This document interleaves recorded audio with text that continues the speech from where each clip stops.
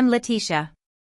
Sitting here in my quiet apartment, the amber light from the west-facing windows bathing the room, I can't help but reflect on how far I've come. It's been 4 months since my husband, Leo, moved out, and the sense of peace that fills this space is both unfamiliar and incredibly comforting. But it wasn't always like this. There was a time when this apartment, my sanctuary, became a place of constant intrusion and discomfort. I remember that fateful Tuesday evening in November like it was yesterday. I'd had a grueling 10-hour shift at the Children's Rehabilitation Center, where I work as a pediatric occupational therapist. One of my young patients, a sweet 7-year-old named Oliver with autism, had a setback that required a major adjustment to his treatment plan. It meant a long and difficult conversation with his parents and 2 hours of paperwork after. Exhausted, I left the center at 6:15, grabbed a chicken sandwich from the nearby deli, and ate it in my car. I knew, deep in my bones, that I was in for a rough night when I got home. When I finally climbed the 3 flights of stairs to my apartment and put my key in the lock, little did I know what awaited me inside. I opened the door to find 6 people sitting in my living room as if they owned the place. Leo's cousin, Max, and his wife, Grace, were on the couch. Max's mother, Leo's Aunt Vivian, was in the armchair I'd painstakingly chosen and carried up those 3 flights myself. 2 of Max and Grace's kids, an 8-year-old and a 10-year-old, were on the floor in front of the TV, which was blaring at a volume I wouldn't have chosen. Leo's younger brother, Jake, was in the kitchen doorway with a beer in his hand. And there was Leo, on the smaller sofa, looking up at me with that familiar expression of someone who knows they've done something wrong and is hoping I'll be understanding. "Letitia, you're home. Come in and look who's here," he said, trying to sound cheerful. I forced a smile, the kind of smile I'd learned as a young woman, one that cost nothing and meant nothing. I told them I was just going to change and headed to the bedroom. Once inside, I closed the door behind me, sat on the edge of the bed in the half-dark, and took off my shoes. The sound of the TV and the smell of onions frying in the kitchen filled the air. I was tired, I'd already eaten, and I had nothing left to offer these uninvited guests. I changed into comfortable clothes, grabbed the novel I was in the middle of, and got into bed. 14 minutes later, Leo came in. "Hey, you okay?" he asked. "Fine," I replied. When he asked if I was coming out, I simply said no. I then asked him when he knew they were coming, and he admitted it was this afternoon. I was furious. He had had several hours to call me and let me know, but instead, he'd let me come home to this chaos after a long day at work. The following weeks were filled with tension. Leo was a bit colder, as if he thought the whole situation was my fault. His family texted him more often, and I could tell he was getting caught up in their world. One Thursday, Vivian called me directly. She was worried, she said, and didn't want any hard feelings. She hoped I understood that they just wanted to be close to Leo and by extension, to me. I could hear the manipulation in her voice, the warmth masking a certain authority. I texted her back politely but firmly, letting her know that all was fine. That weekend, Leo told me his parents were thinking of visiting the next weekend. He said he was giving me plenty of notice this time, but I could see through his words.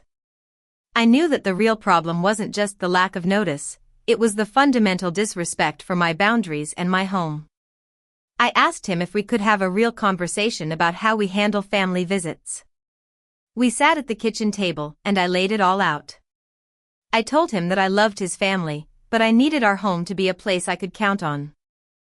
I asked for consultation, advance notice, and the basic courtesy of being treated as an equal partner in our home.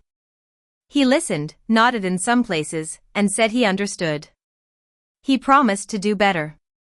I wanted to believe him so badly, but a small voice in the back of my mind told me to be cautious.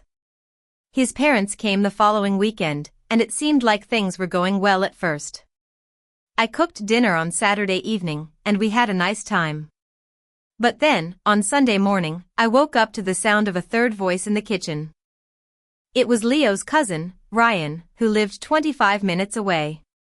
Apparently, he'd called Leo the night before to say he was driving through, and Leo had invited him for breakfast without telling me. I lay in bed, listening to them talk, and a sense of sorrow washed over me. I'd given Leo the clearest possible account of what I needed, and yet, at the first opportunity, he'd reverted to his old ways. I got up, went to the kitchen, said good morning to Ryan, and then went for a run in the park 3 blocks east. As I ran, I thought about my life, about how it had changed since I'd met Leo. When I got home, Ryan was gone, and Leo was washing the dishes. I told him that we needed to talk, not just about Ryan, but about the bigger problem. We sat at the kitchen table again, and I was more direct this time. I told him that his family treated our home like a hotel, and it was a priorities problem. The priority that was consistently losing was me.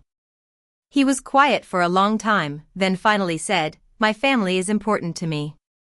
I told him I knew that, but I also asked him if their way of being was compatible with what I needed. I gave him a choice between 2 versions of our marriage, one where I was a full partner with equal say, and one where I was constantly managing around his family's access to our space. He said, "I don't think you're being reasonable." That was it. It wasn't an attempt to understand me or to find a solution. It was a dismissal of my feelings and my needs. I knew then that our marriage was over. I called my friend Ava, who had been listening to my story for months. She offered me a spare room, but I told her I needed a few days to think. I started documenting all the uninvited visits and our conversations. I also called my father, a retired schoolteacher with a calm and analytical mind. He reminded me that the apartment was mine, bought with my own savings before the marriage, and that the mortgage was in my name. A few days later, I spoke to a lawyer named Mrs. Thompson. She was efficient and matter of fact. She went through the documents I'd gathered and assured me that the apartment was legally mine. She asked if I was certain, and I told her I'd been certain for 3 weeks. On a Friday evening, when Leo came home from work, I was sitting at the kitchen table with a folder in front of me. I told him that I'd decided he needed to move out. I explained that our relationship had reached an impasse, and I couldn't continue living in a situation where my needs were constantly ignored. He listened silently, and then asked if it was because of his family. I told him it was because of us, and his family was just the symptom of the problem. He packed his bag that night and left to stay with his brother. The weeks that followed were a mix of sadness and relief. I woke up each morning to an empty apartment, and I relished the peace and quiet. Vivian called a few times, but I finally answered her on the 3rd call. I told her that what happened between Leo and me was not about any one incident but a pattern that we couldn't resolve. She admitted that they might have asked too much of me, and I appreciated her honesty. Leo and I reached a legal resolution in 8 weeks, just as Mrs. Thompson had predicted. He took what was his, and I kept what was mine. We signed the papers in her office and went our separate ways. My father came to visit a few weeks ago. He cooked with me, fixed a loose hinge on the kitchen cabinet, and listened as I told him about my patients. When we sat down to eat, he looked around the apartment and said, "It looks like you." And he was right. This apartment is once again my haven, a place where I can be myself without having to constantly make adjustments for others. I'm not without sadness. I miss some aspects of our early relationship, the sound of another person in the apartment on a Sunday morning. But I don't miss the constant intrusion, the fake smiles, and the feeling of being invisible. I'm learning to occupy my own space without apology, and I'm grateful for the lessons I've learned. The door has my name on it, and I'm finally home.